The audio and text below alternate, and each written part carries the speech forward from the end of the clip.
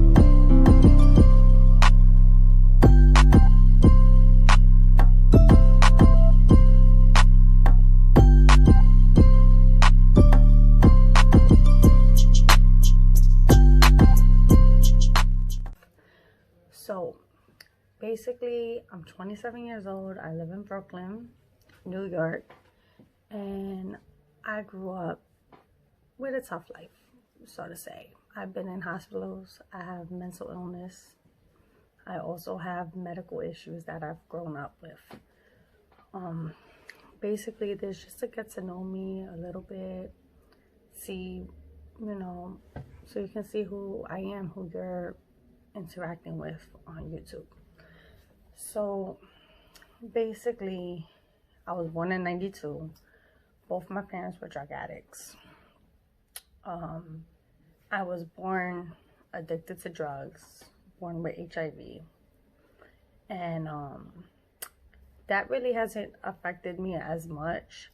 But as I got older, being in foster care and going through a lot of complex childhood trauma, I became, so to say, I have mental illness now. I have bipolar disorder. I have ADHD. I also have anxiety as well.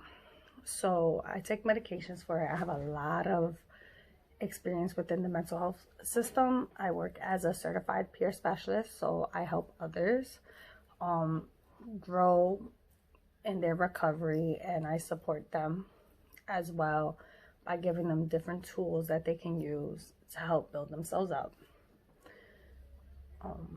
That's just a little snippet of my job. I've been doing this type of work from 2010 to now, so that's about 10 years, give or take a couple months.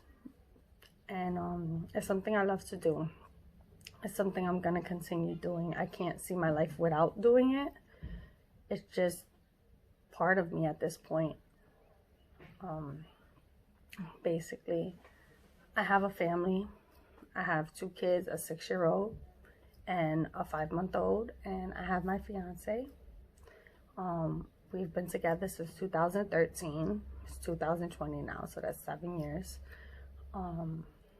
Everything I never thought I would be here. I never thought I would have a family. Like, people that's known me from when I was younger in the hospitals, acting out all my 3 different suicide attempts. I never thought I would be here. They never thought I would be here. They never thought I would even graduate high school at one point. I couldn't stay in class. I couldn't listen. I had undiagnosed ADHD at the time, undiagnosed bipolar at the time. My first hospitalization, I was 16. I went to Elmhurst Hospital. I had a suicide attempt. I took some pills. Nothing real serious. I sought help. I went to a school safety agent and I let them know. So they activated EMS and basically brought me to Elmhurst Hospital, where I stood at from July 2008 to June 2009, and then I was transferred to a state hospital called Queens Children's Psychiatric Center, where I stood for another 4 months up until October. Well, 4.5 months, because it was to the end of October. After that, I got transferred to a group home in Brooklyn called Brooklyn Children's Psychiatric Center, their group home. And I lived there for like 2.5 years. Then I went back into foster care and I bounced around. During that whole time, I started working in the field. I started in the mental health field. I started educating myself, working with other youth that had behavioral issues and trying to help them. And that's what was holding me on. I was very unstable. I was taking my meds, just the meds weren't working. It wasn't the right combination for me. So I had 19 hospitalizations from 2008 to 2012. 2 of those hospitalizations was Elmhurst and Queens Children's Psychiatric Center. I count those separately because it's 2 different hospitals for basically 2 different things. The state hospital is like long, you're supposed to stay there longer, but I wound up staying there shorter than staying at Elmhurst. Elmhurst is supposed to be like a short term, like 2 weeks to 4 weeks type of thing. But I wound up staying there so long because while I was there, my biological dad died.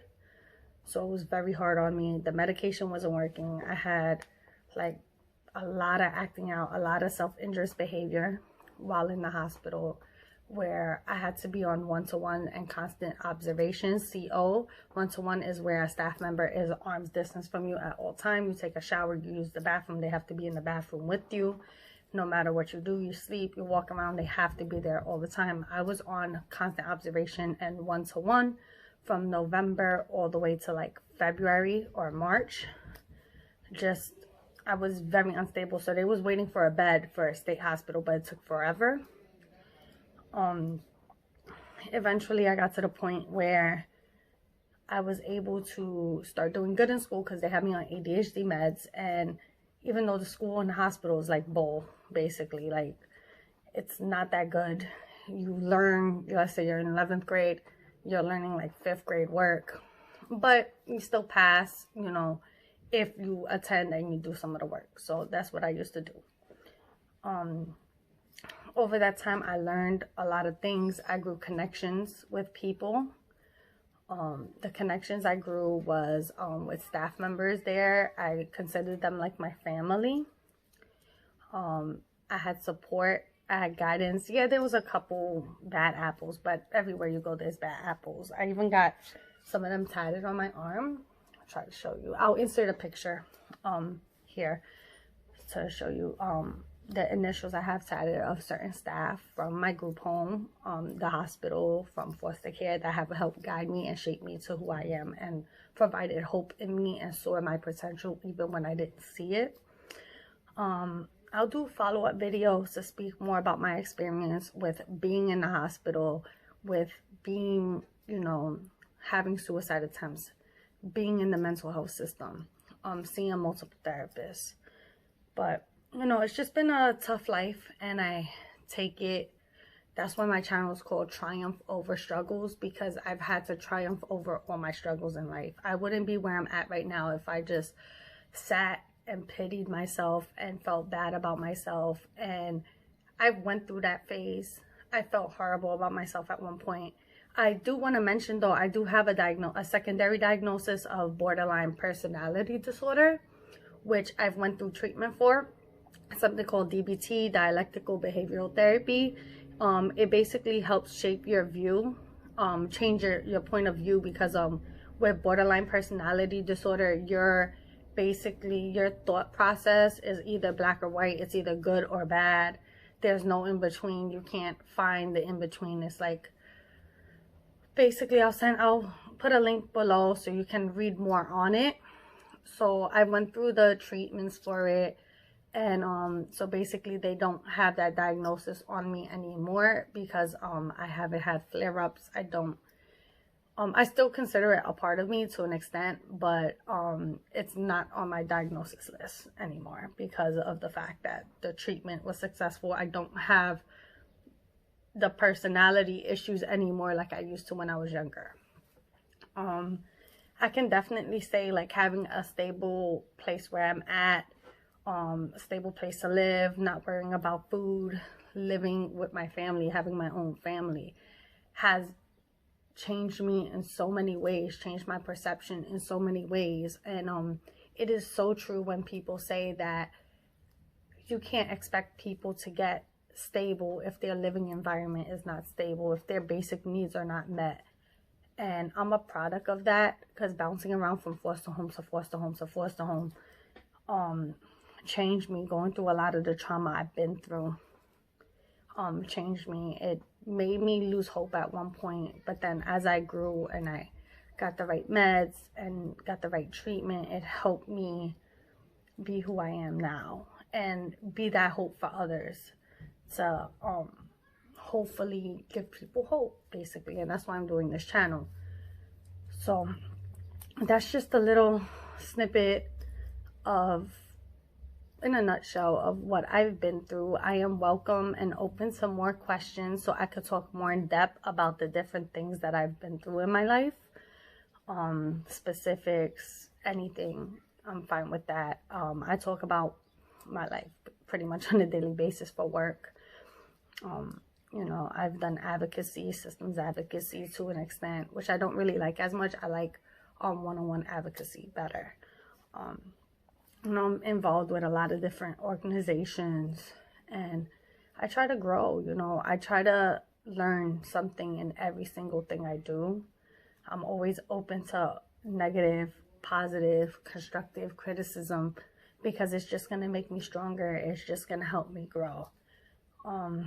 I do say I'm too empathetic sometimes, because I really feel for other people when they're feeling a certain way, and it tends to affect me. So sometimes I have to, like, distance myself and bring myself back in order to realize, you know, my emotions and where it's coming from, and kind of work that through.